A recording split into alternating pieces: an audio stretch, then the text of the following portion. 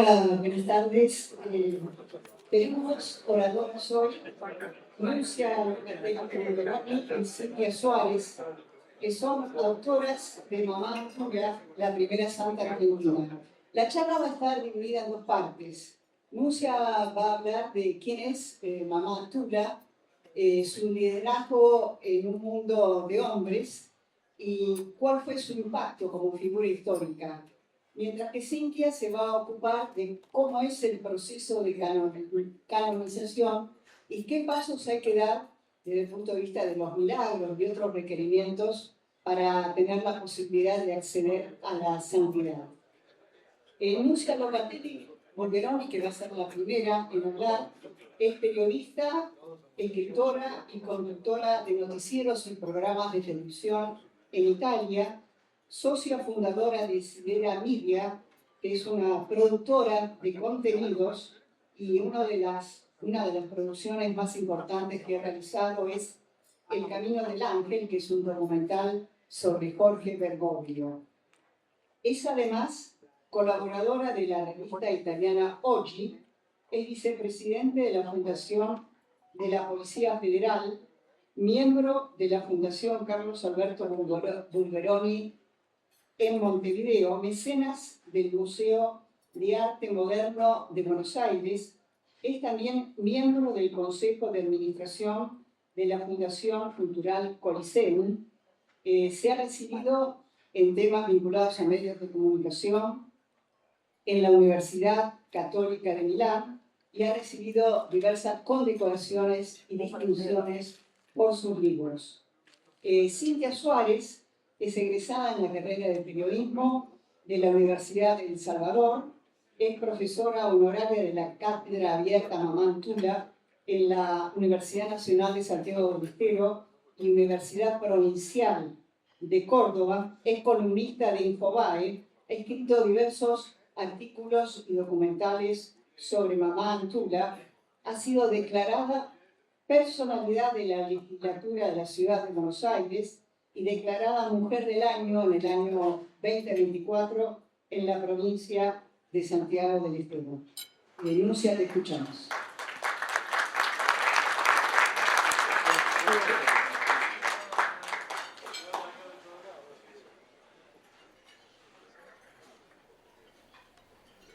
Muchas gracias a todos. Un saludo a todos los miembros del Rotary, a los amigos, familia y amiga, en particular amiga, embajadora de México, acá. Un saludo, un beso para todos. Y también a los compañeros de hoy, Juan José y también Fernando, que estuvo. Bueno, hoy estamos acá para presentarle la figura femenina olvidada por la historia,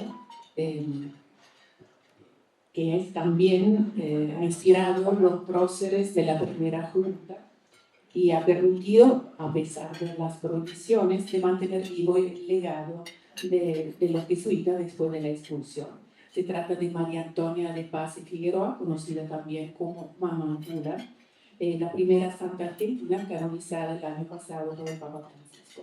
Junto con Cintia también les explicaremos cómo se lleva a cabo el proceso de canonización, es decir, cómo se hace un santo, en las etapas, hasta cuánto cuesta hacer un santo, cuántos milagros, etc.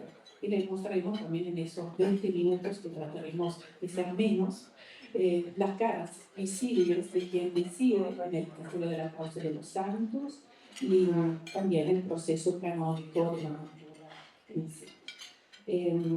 Agradezco también a Teresa porque nos trajo un documento muy importante que es el Arrocicio, que es el documento canónico más importante de la causa de canonización, y también una reliquia ex Ossimus que es muy importante. Muchas gracias, Teresa. Bueno, hablamos ahora de quién es Mamá Antulla. Ella nació en el siglo XVIII, un siglo muy difícil para las mujeres, que eran relegadas a la vida doméstica conventual.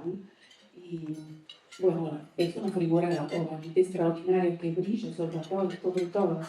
Imaginemos las calles de tierras, el empedrado, las principales autoridades virreinales que imponían sus leyes, una sociedad que espera de las mujeres solo silencio, la sumisión, así era la época. Y en este contexto rígido, Mamantula rompió completamente el molde y esta mujer decidió hacer escuchar su voz con un coraje que no sabemos de dónde vino y también quiso seguir con una actividad prohibida que es seguir con los ejercicios espirituales de San Ignacio de Loyola que en aquel momento no se podían practicar por la prohibición. Y para eso fueron miles de kilómetros al norte de la Argentina hasta llegar a Buenos Aires. Entonces, ¿por qué hizo todo eso?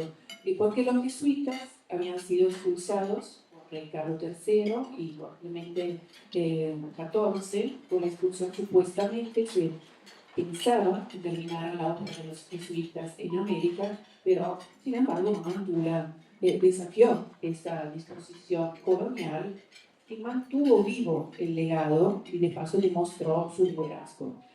Nació en Silítica, Santiago del Estero, en 1730, en el entonces virreinado del Perú, y fue de una familia muy acomodada del norte, de encomenderos. Era un encomendero, era un hombre de tendencia española, elegido por la corona de España, que administraba un territorio, trabajaban indígenas, criollos, esclavos, y recibía por eso un tributo y tenía la obligación también de organizar y organizar toda esa gente. Y obviamente en la encomienda había explotación, maltrato, condiciones de vida muy extremas y Santiago del Estero era una zona donde más esclavos había en el territorio que hoy es Argentina. Y también los jesuitas tenían muchos esclavos en la revolución jesuítica.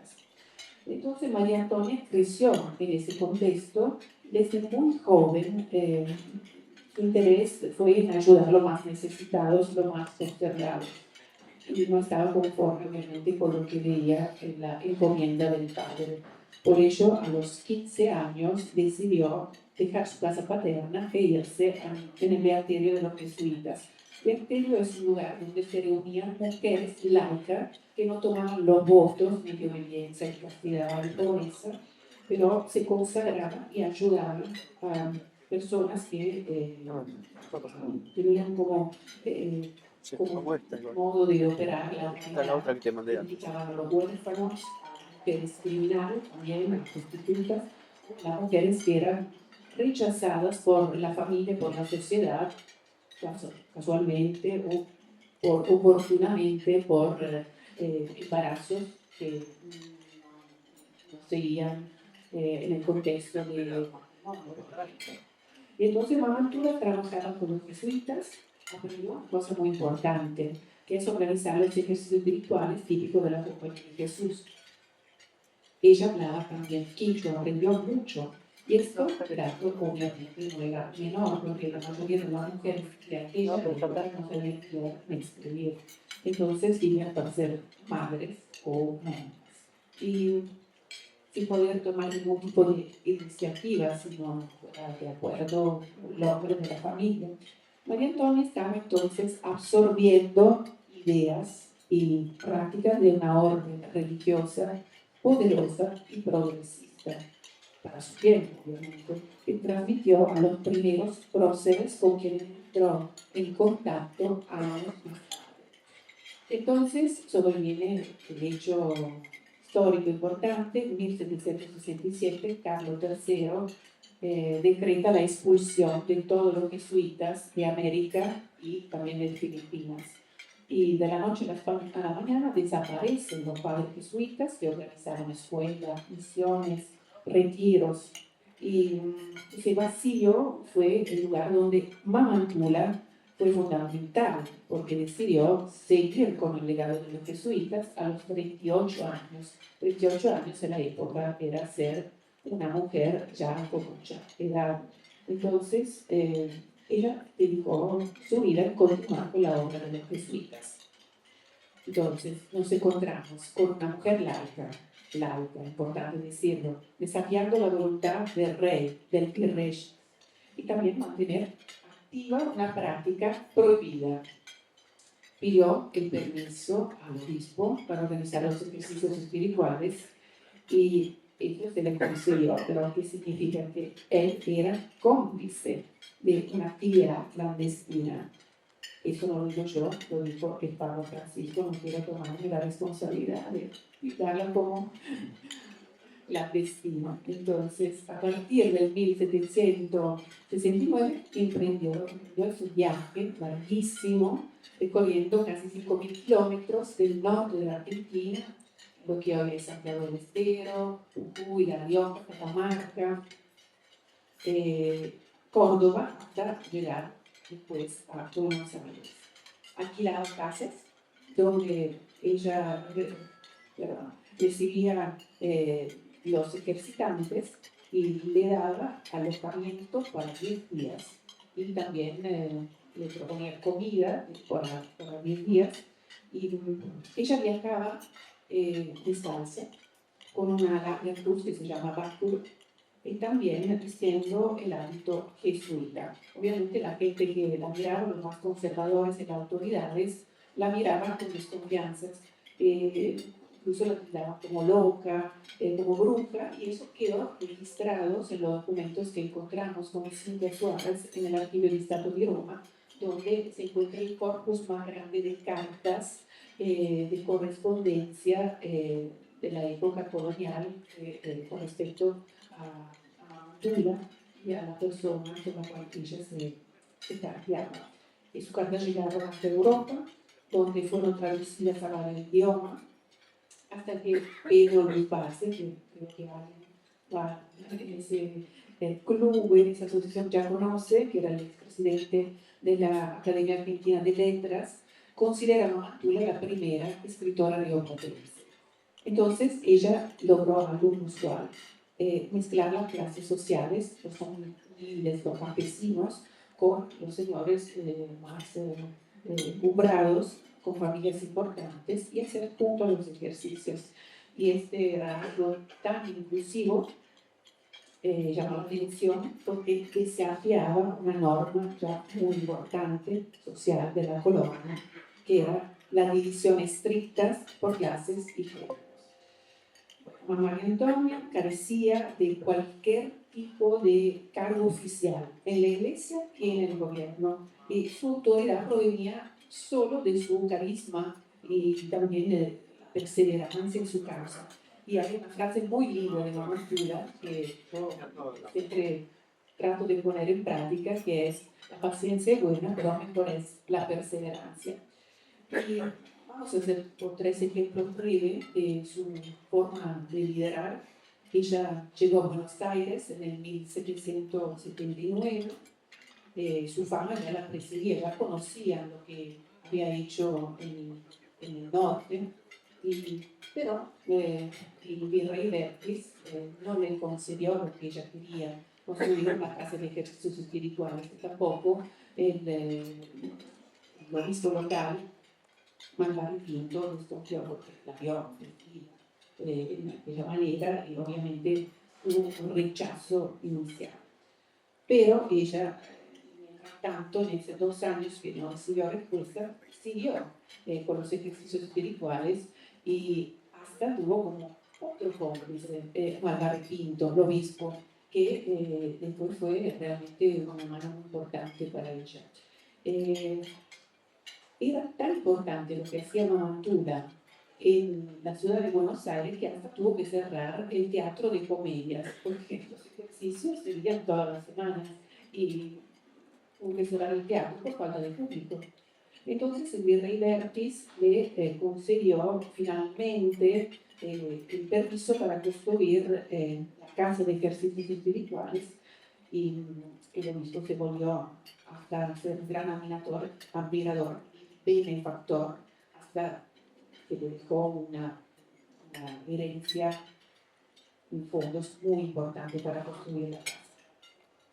Entonces, demostró también grande dote de organizadora, porque la élite de Buenos Aires comenzó a apoyarla muy abiertamente. Perdón, puse el temporizador, pero lo puse muy mal y ahora pues apagaron mi teléfono.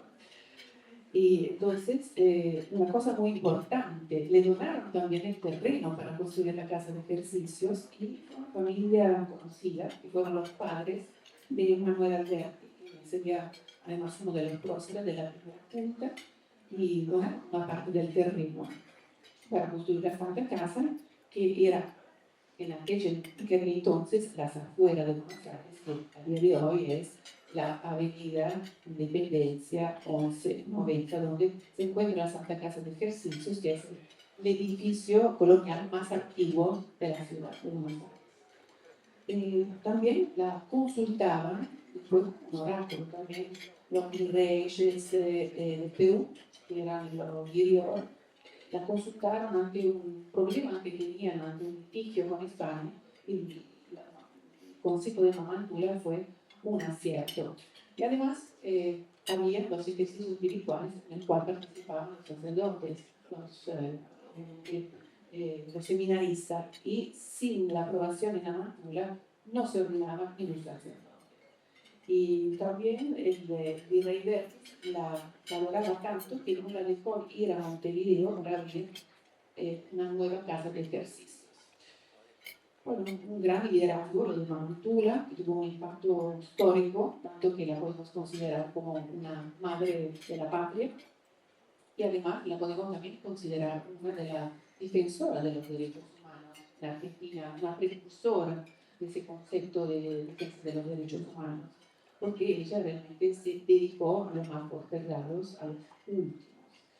Y bueno, a pesar de que ella no hablaba abiertamente de política, su influenciando ¿no? el terreno ideológico para la independencia. Pensamos que para su casa pasaron lo que después serán los próceres de Argentina, Manuel Belgrano, por ejemplo, Miguel de Azuénaga, y también lo que fue posteriormente el virrey Santiago de Liniers, que participaron a la tanda de ejercicios de Mamantula, y entonces podemos decir que ella tuvo una influencia crucial en el clima independentista del mayo de 1810.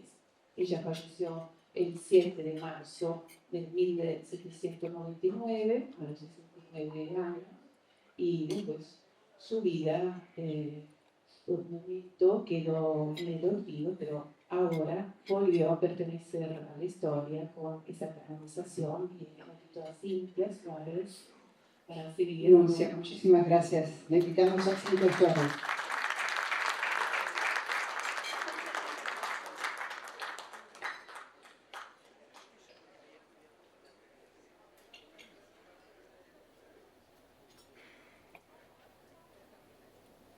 Bueno, muchas gracias por la invitación a este Rotary Club.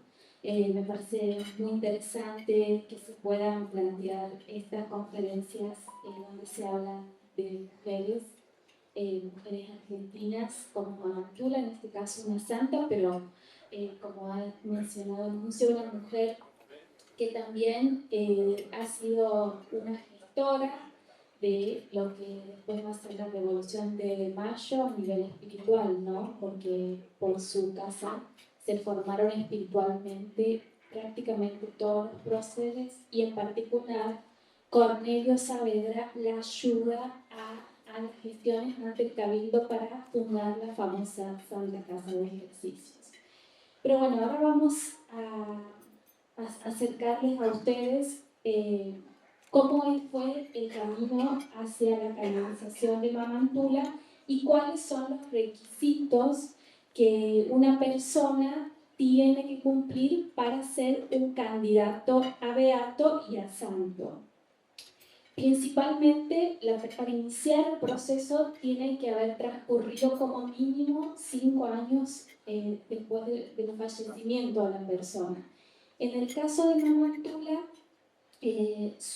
tras su muerte su figura quedó olvidada, pero ya en vida esta mujer tuvo fama de santidad, porque no es solamente que una buena persona puede ser santo, no, en vida ya el resto de la gente tiene que haber testigos que digan esta persona es excepcional, esta persona es fuera de lo común porque tiene obviamente valores cristianos, tiene que ser una persona bautizada y demás, pero muestra rasgos diferentes al resto de la sociedad.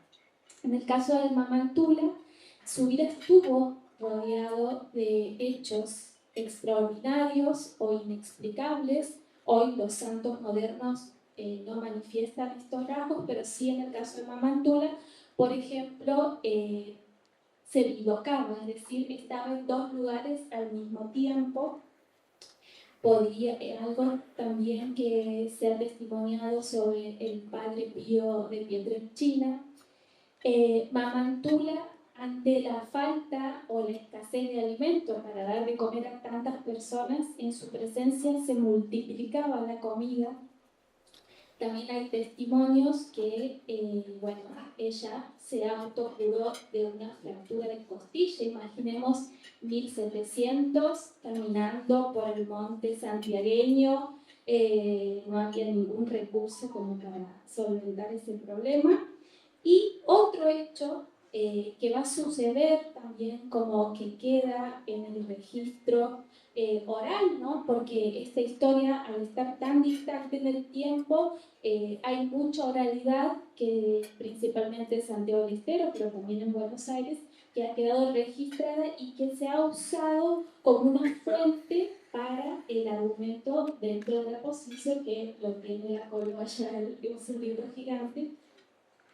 Entonces, cuando Mamantula fallece en 1799, por su decisión, es enterrada en el Campo Santo de la Basílica de la Piedad de Buenos Aires, que se encuentra en el barrio del Congreso.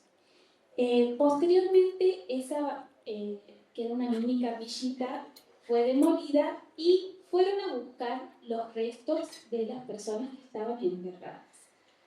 Pasaron distintos días, los restos de Mamantula no aparecían, no podían ser encontrados, hasta que el 25 de mayo de 1867, según los testimonios de aquel momento, una niña aparece en ese Campo Santo con un vestidito blanco y le indica a los obreros que estaban por finalizar la búsqueda, les indica exactamente dónde se encontraban los restos de Mamantula, inexplicablemente, porque no había ninguna explicación que una niña esté en ese lugar.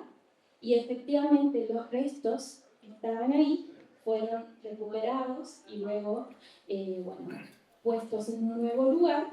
Y eso fue importante porque lo primero que hay que hacer en el proceso es certificar que la persona existió.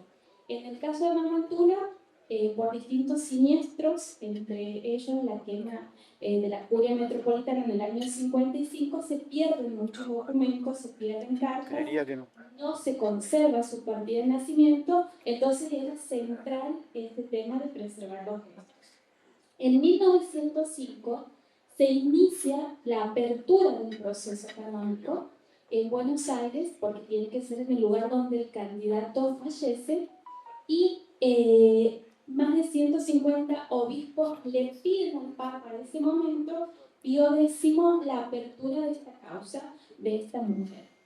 Se trata de la primera causa de los santos de Argentina, que se inicia en 1905, pero recién fue canonizada en el año 2024.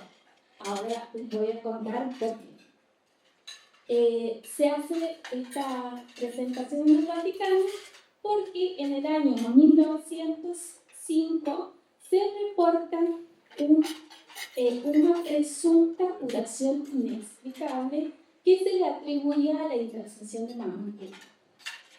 Se trata del caso de la hermana María Rosa Gamina, del año 1904, una religiosa de la Santa Casa, ¿no?, que había sido totalmente desahuciada por los médicos porque tenía una enfermedad terminal por cálculos biliares con acceso hepático. En ese momento, en el 1904, no había ninguna forma de tratar esto, entonces los médicos del Hospital de Clínicas la mandan a su casa a esperar la muerte. La superiora, en ese momento de la Santa Casa, como no había otro remedio, propone iniciar una novena pidiendo por la hermana María Rosa Gamina y entonces la invocan a mamá. Comienzan a rezar y esta hermana empieza a recuperarse y luego sale de la situación crítica y incluso lleva una vida normal y después fallece con los años sin haber sido afectada por esta enfermedad. Entonces, este es el caso, la curación que se presenta en la causa. Se abre el proceso, lo lleva adelante en ese momento el postulado que el señor Marcos explica, se recopilan serie de documentos, de testimonios, se envía el material al Vaticano y, con el paso de los años, las causas son muy caras para nosotros en esta parte del mundo, porque es un proceso que se guía por el derecho canónico, en donde se deben contratar postuladores, se deben hacer certificaciones, se deben pagar apostillados, todo en euros, y además se debe contratar una comisión histórica compuesta por historiadores y otras personas que se dediquen a investigar por un lapso de tiempo y a procesar todo el material que existe en todos los archivos del mundo del candidato. Entonces, eso para nosotros en esta parte del mundo resulta muy oneroso. El caso de Mamantula ha sido una causa pobre, declarada así, y eso reduce un poco los costos, pero igualmente son altos.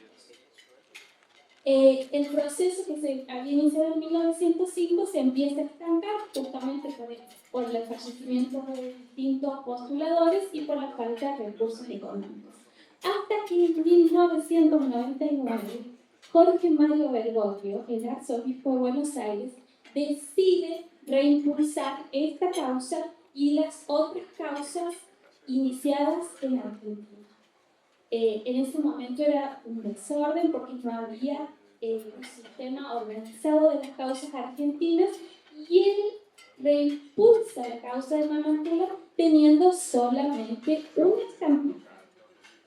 Entonces ahí él pide que nuevamente se haga una exhumación de los restos, las son las imágenes que están circulando, en donde se ven restos de los huesos y también de las sandalias de Mamantula, y con eso se reimpulsa la causa. Gracias a ese compromiso de Bergoglio, que lo va a mantener y lo sigue manteniendo como Mamantula, en el 2010 es declarada venerable por el Papa Benedicto XVI, donde se reconocen las virtudes en grado heroico de esta persona. Este reconocimiento es de manual en todas las causas de los santos. Se reconoce y ahí se empieza nuevamente a seguir estudiando este presunto milagro de la hermana María Rosa Vanina del año 1904. Se hacen todos los peritajes, participan, se contrata una junta de médicos peritos que analizan el caso y tienen que comprobar que se trata de una curación inexplicable para la ciencia, pero que a su vez no hay antecedentes en el mundo de este tipo de curaciones. Y fue así efectivamente. Y eso es lo que a Mamantula les posibilitó en el año 2016 ser declarada beata. Beato es el paso previo a la canonización. Una vez que ella fue beatificada, el lugar fue en Santiago del Estero por decisión del Papa Francisco, que decidió mostrar una persona en su lugar de origen y no mostrarla en la unidad del 9 de julio como él mismo lo pronunció. Cuando es reconocida beata, surgen distintos testimonios, distintas personas que le atribuyen gracias y ahí en el año 2017 surge un nuevo caso que llama la atención de una presunta segunda curación o un presunto milagro. Se trató del caso de Claudio Perusini, un hombre que vive en la provincia de Santa Fe y que sufrió un accidente cerebrovascular masivo. ictus isquémico con infarto hemorrágico, que lo dejó en un estado crítico con coma profundo, fallo multiorgánico y shock séptico. Cuando él ingresa a la guardia del hospital público Puyén, a la mujer, las enfermeras le entregan la ropa, la alianza y le dijeron: no hay nada para hacer por Claudio. La esposa, en ese momento de desesperación, entra en contacto con un jesuita, con un obispo, Monseñor Ernesto Giovanni, y le comenta la situación de Claudio, y entonces le propone iniciar una novena invocando a Mamá Tula por la salud de Claudio. Y es así que, Claudio sale de esa situación tan compleja de salud que tenía, se recupera, obviamente hace todo un proceso de rehabilitación y hoy por hoy tiene una vida normal. E incluso participó de la canonización de Mamá Tula, porque esta curación nuevamente fue considerada milagrosa y una curación inexplicable para la ciencia. Y casualmente, en esas cosas inexplicables que suceden en la vida, pero también en torno a la vida de los santos, Claudio Perusini había sido un seminarista en Santa Fe y había tenido en su momento como profesor a Jorge Bergoglio.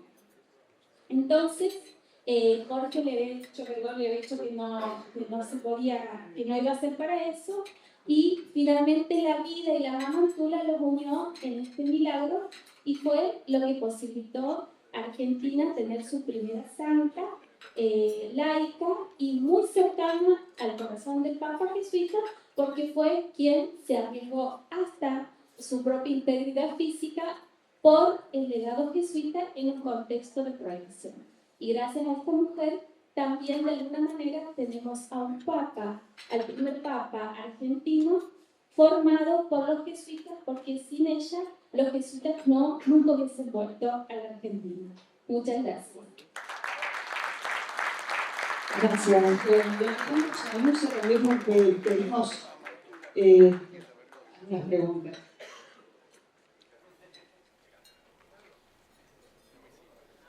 La primera de ellas es ¿por qué Mamá Tula es considerada también la primera escritora rioplatense?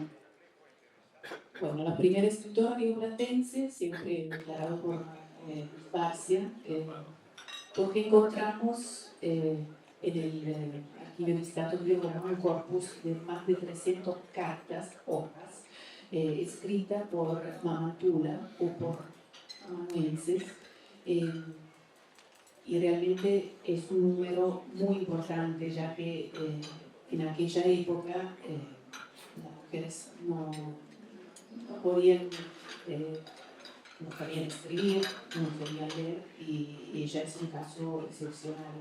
Pero además de la mujer, no hay una persona que pueda haber escrito un número tan grande de cartas que se pueda recordar en la historia. Entonces, hasta el año 20 no hay otra persona que produjo un gran número de correspondencia como Mamá Tula. Y nosotros estuvimos trabajando hasta la semana pasada con ese grande corpus de cartas de la transcripción. Notamos también que falta la posibilidad de hacerla disponibles, porque se encuentran solo en el archivo de Estado, no digitalizadas, y en Europa, donde esas cartas llegaron, no hay otras cartas. Entonces, por eso ella era la primera escritora rioplatense. Silvia, ¿por qué tardó tanto la causa de canonización?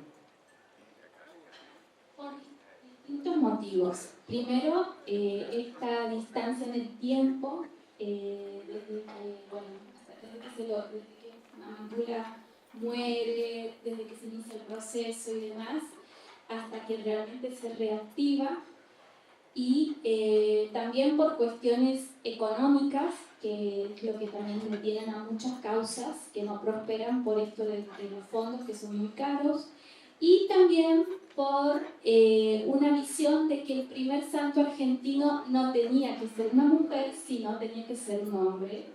Y eso también generó mucha distancia y mucha espera. ¿Quién decidía eso? Que tenía que ser un hombre y no una mujer. Y lo decide la iglesia. Lo decide la iglesia. Esta es para ustedes, ¿no? ¿Qué es lo que los llevó a ustedes a interesarse y apasionarse por la figura de Mamá Antula? ¿Cómo fue el inicio y la decisión que toman como investigadoras de acercarse y publicar un libro sobre ella? Bueno, a mí particularmente lo que me interpeló de Mamá Antula es el hecho de que era santiagueña, yo soy santiagueña, y también un interés por la historia, porque, bueno, me parecía que esta mujer que era tan importante, que traía tantos valores y un ejemplo sano de mujer, me parecía importante volver a ponerla en la discusión, en el tema, ¿no?, argentino, en la agenda argentina. Y eso fue, bueno, fue llevando un libro a otro, y es una investigación que continúa, porque seguimos encontrando, bueno, cartas que aportan datos inéditos, que hacen no solamente a la historia de la iglesia, sino a la historia argentina. ¿Lucia? Porque fue una mujer invisibilizada por la historia, entonces yo pensé que tenía la posibilidad de darle una posibilidad que se conociera nuevamente, ya que fue una mujer muy importante en su época y vino comprando a los próceres. No lo vi como una cosa correcta, que estuviera invisibilizada, por eso empecé el trabajo de investigación y de difusión de su historia. ¿Tuvieron la posibilidad de hablar con el Papa Francisco? Cuéntenos cuál fue esa experiencia, por favor. Tuvimos varias posibilidades, personalmente y por carta. Por la carta, obviamente, en respuesta a la carta que nosotros le mandábamos, y él muy amablemente nos contestaba. Y siempre él dijo, adelante, adelante con la investigación. Y cuando estuvimos año pasado, el día anterior de la canonización, él nos agradeció por el trabajo y fue realmente un momento muy importante porque además, para mí personalmente, creo que estaban mis hijas también que escucharon, que ya no quieren escuchar más nada de la Mamá Antula, porque siempre es el tema de conversación, pero el Papa dijo, bueno, adelante, buen trabajo, y para mí como madre fue una frase que me sirvió muchísimo. Lucia, Cintia, las dos, muchísimas gracias.